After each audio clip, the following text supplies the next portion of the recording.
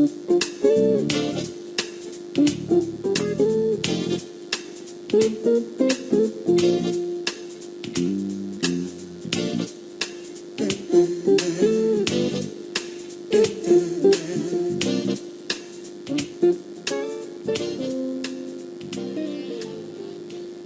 Malawi First Lady, Madam Getrude Mutharika, accompanied Professor Peter Mutharika to the 69th session of the United Nations General Assembly. While the Malawi leader was busy with the General Assembly's engagements, Madam Mutharika had her own engagements too. The Malawi First Lady participated in the First Ladies meeting to do with maternal health, adolescent issues, the girl, child and women empowerment, and health issues, including autism. She was also given the honor of co-hosting the First Ladies meeting on the International Conference on Population and Development, ICPD, Beyond 2014. Madam Mutharika hosted this side event meeting alongside Germany and the First Lady of Tanzania. The meeting reinforced comprehensive sexuality education as a key area in the ICPD Beyond 2014 agenda, the Eastern and Southern Africa's initiative that was adopted in December 2013.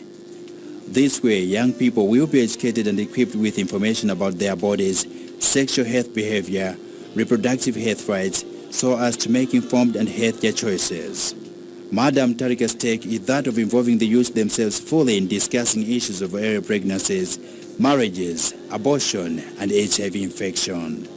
She also takes time to explain Malawi government's plans to uplift the well-being of the youths. Mr.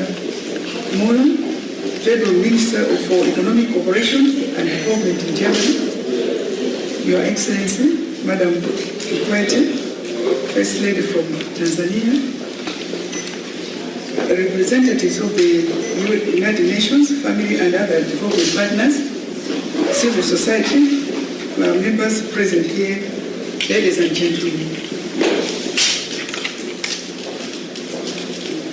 I feel greatly honored and privileged to preside over the closing ceremony of the high-level event on education, focusing on empowerment of young people to help them make informed choices. Young people are the future of the global community and individual nations, and these, especially girls, should be at the core of the global national development agenda to ensure sustainable social and economic development at all levels. I would like to thank the keynote speakers and members of the panel for their powerful remarks and discussion. The information shared today reiterates how absolutely crucial our efforts are in strengthening the role of the education sector and in turn empowering the lives of millions of young people across Eastern and Southern Africa.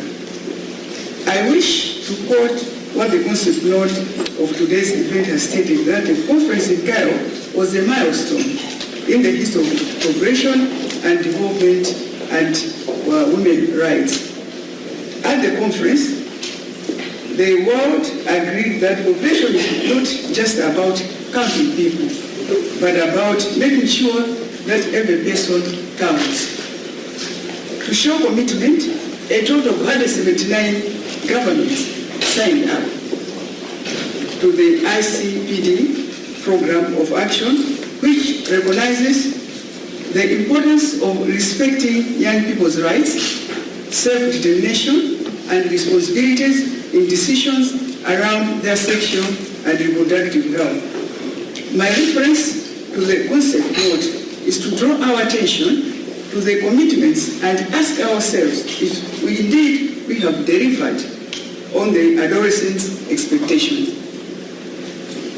Ladies and gentlemen, today's discussion is a manifestation of our resolve to re-examine the progress made toward the ICPD commitments as we move into the post-2050 agenda. Today's discussions prove that young people are not homogeneous and they require capacity building on understanding one's own sexuality and in order for them to make informed choices. The challenges which have been highlighted by various speakers are a testimony to the fact that as member states, we have a long way to go to deliver on young people's reproductive health needs. For example, globally, more than 7 million girls give birth every year. In the East and Southern Africa region, early and unintended pregnancies remain high by age 17, and one in every 5 women. There are 430,000 new HIV infections per year among young people aged between 15 and 24, of whom 50% die. Malawi is one of the 20 countries that have committed to scaling up comprehensive sexuality education and sexual and reproductive health services for young people. Our country has one of the highest rates of teenage pregnancies, with studies showing about 25.6% of 15 to 19 years olds are bearing children. In addition, only about 39.5% of men and 44.7% of women aged between 15 and 19 have comprehensive knowledge of HIV. These statistics have significant implications for the education and status of young people. This is why Malawi fully commits to efforts of advocacy, mobilization, and support for young people. Malawi continues to make progress and align its development with the ESA commitment targets. Ladies and gentlemen, I'm therefore inclined to believe that issues of abortion are complex and should be discussed further. Today's young people are dynamic and they refuse to be passive on issues which affect their lives. My appeal to member states is therefore to involve them fully and promote peer education to avoid pregnancies, marriages, and HIV infections. Ladies and gentlemen, Malawi has not been spared of this gloomy picture, and this has prompted government to put in place a number of programs which aim at empowering young people economically, socially, and politically, such as the establishment of community polytechnics and skills centers, 50-50 representation in parliament, in youth parliament, targeted social cash transfers, and provision of scholarships for girls and child education at 50%. The Ministry of Education had introduced life skills education in primary, secondary, and teacher training colleges.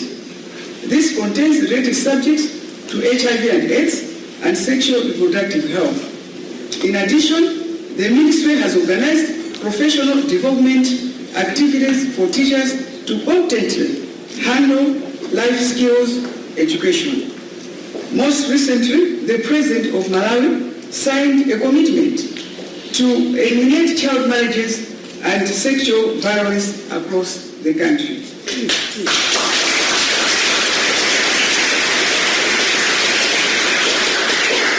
The Eastern and Southern commitment has come at a critical time in the development of our region. My appeal is to call upon all member states within our context to respond to young people's needs and assist them to realize their vision, their dreams, and their aspirations as we move into the post-2050 development agenda and intensify sexuality education for young people, which had been running for the past 10 years. Ladies and gentlemen, It's time to act now. I thank you for your kind attention. Another side event that Madam Mutharika participated in was the Maternal and Newborn Health Beyond 2014. This meeting focused on adolescent girls, and it was hosted by the Organization of African First Ladies, or AFLA, in conjunction with UNFPA. The event aimed at finding solutions to the alarming levels of unsafe abortion, HIV stigma, early marriages, and gender-based violence. The First Ladies pledged to put the girl child at the center stage of the development agenda. They also committed to continue advocating for empowerment of women and adolescent girls to exercise their reproductive rights and ensure access to sexual and reproductive health information. The First Ladies further called for harmonization of national legislation to raise the minimum age of marriage to 18. An agreement was also made to mobilize global political leadership and increase investment to improve maternal, newborn, and adolescent health. Madam Mutharika also attended the 7th Annual World Focus on Autism, where participants shared experience and best practices on people with autism. Autism is a mental condition in which a person is unable to communicate or form relationship with others.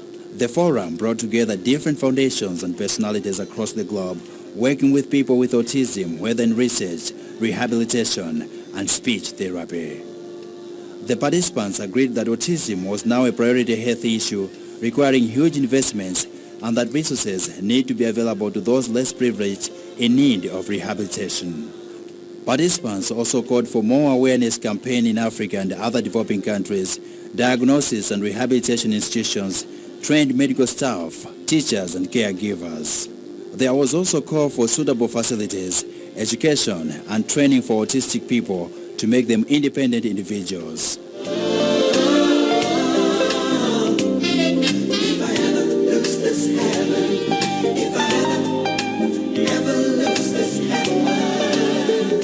The Malawi First Lady met with Dr. Andy Shee of Autism Speaks Foundation, where she briefed him on what Malawi was doing on autism, the challenges, and what assistance the country needs. World Health Organization (WHO) expressed willingness to work with Malawi to build capacity on autism at community level.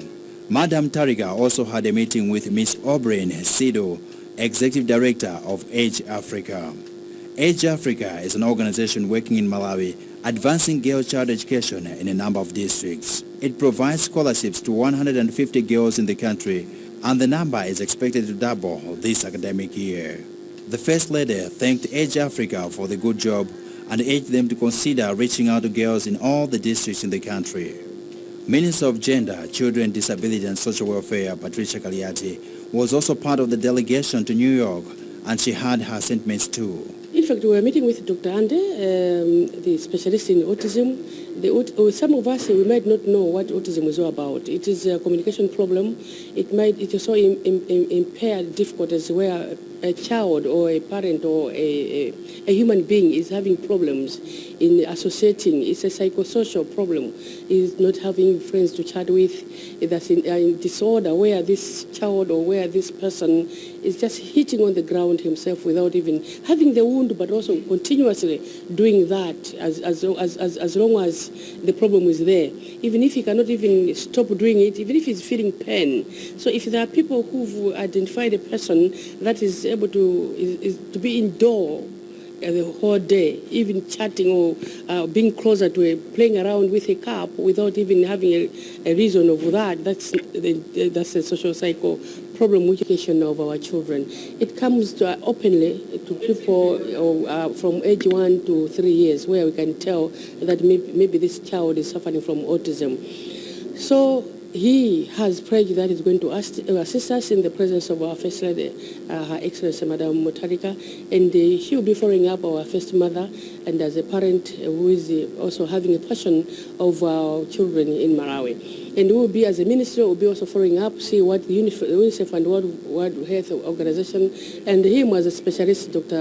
Ande, what is it that going to help us as what he has prayed. He has prayed that is going to help us in the capacity building, training the parents as well as the social workers when you'll be identifying these people with autism.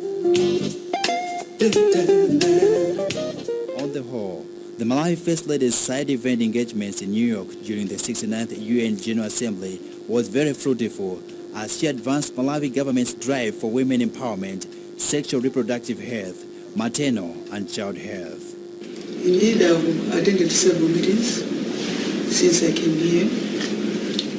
The first meeting I had was with Dr.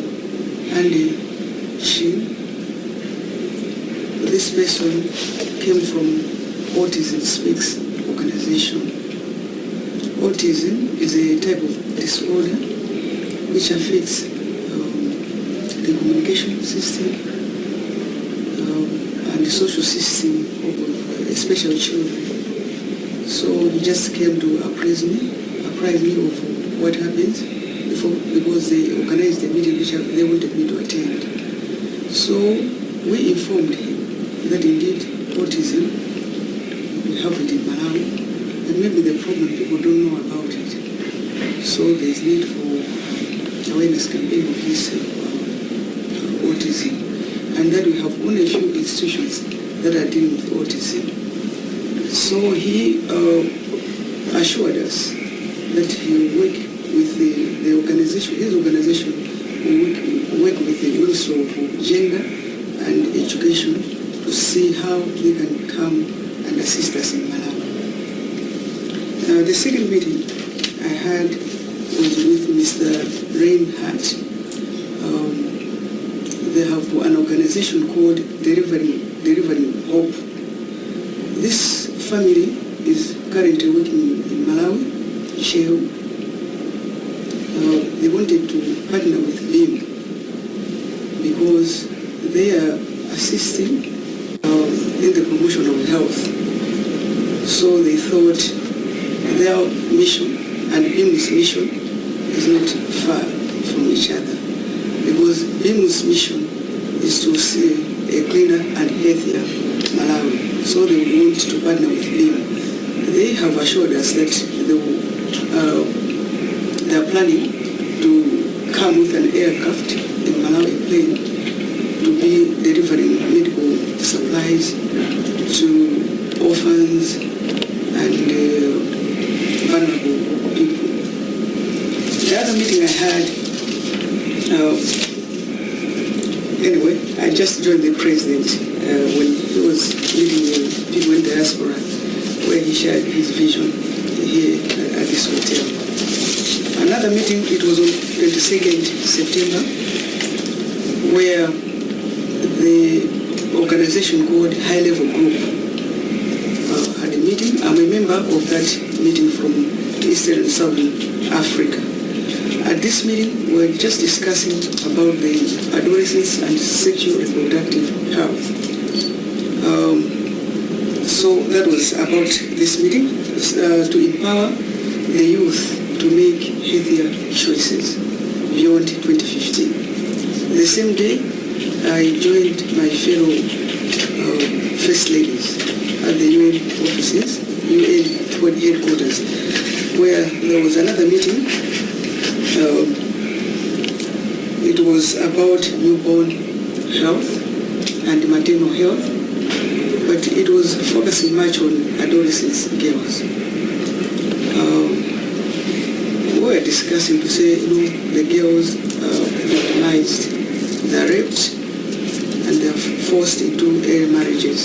So we were discussing on that one, because it's not far from what is happening in Malawi, and to see how we can assist the girls to finish with education.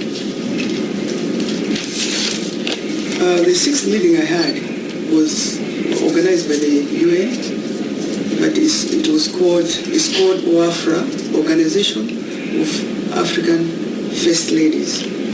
At this meeting, it was just a workshop. It was concerned on, it was about health and how we can assist our governments to promote health, to have a health Malawi or a health Africa.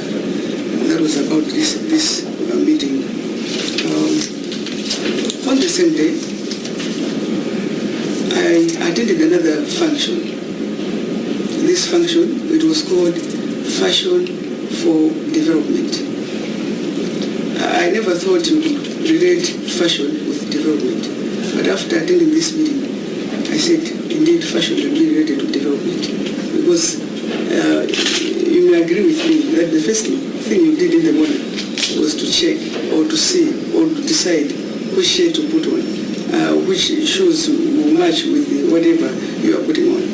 And at this forum, I was reminded about home, that we have so many designers at home. They are employing other people, and it's a source of creation of jobs. I was also touched at this forum that there were so many designers that came and they were given awards because they are mobilizing resources to assist girl children that are vulnerable, that cannot continue the school. So that part touched me much, that even the designers can do something to help the girl child.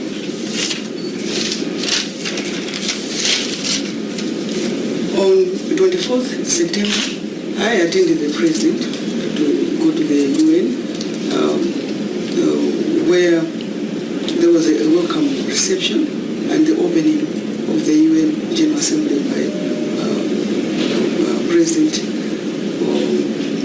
Barack Obama. On the afternoon the same day, there was a reception organized by Mrs. Ban Ki-moon, the UN General Secretary, their residence, for a reception. So several first ladies were there.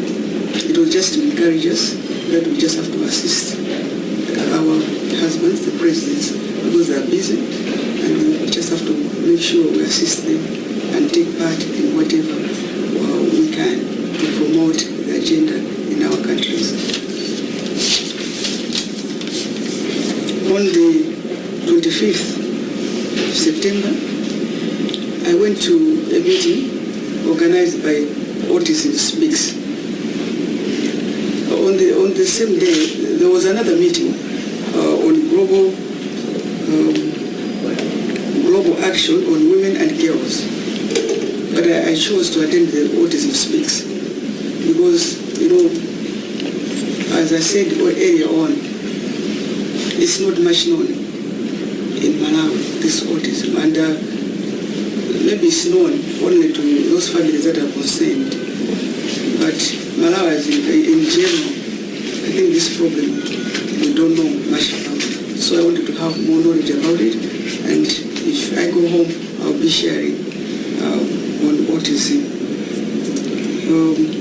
The same 25th, in the afternoon, in the evening, I accompanied the president to go to the UN headquarters, where he made a powerful speech.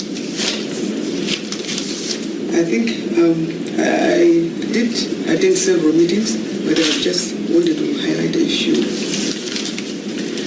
Yes, from your explanation, you've talked about autism, and of course the other issue that is of importance to Malawi is the aspect of the Girl Child Declaration post-2015. If you had to look at Malawi from the lessons that you've got here, how will you replicate that going back home? Girl child is at my heart, and even in the Beautify Malawi, there is this component of girl child, and I'll make sure that I assist the girls. I'll make sure that I advocate for the girls. I'll work with the Minister of Education, Minister of Gender, to assist the girls, to make sure our girls are not forced into early marriages, our girls are not raped, and our girls are finishing soon. Indeed, the 69th session of the UN General Assembly and its side event meetings was one of the moments the Malawi First Lady will cherish, looking at the dividends it paid in the area of women empowerment, sexual reproductive health, maternal and child health. If I ever lose this heaven, if I ever lose this heaven, oh, I'll never be the same. Oh,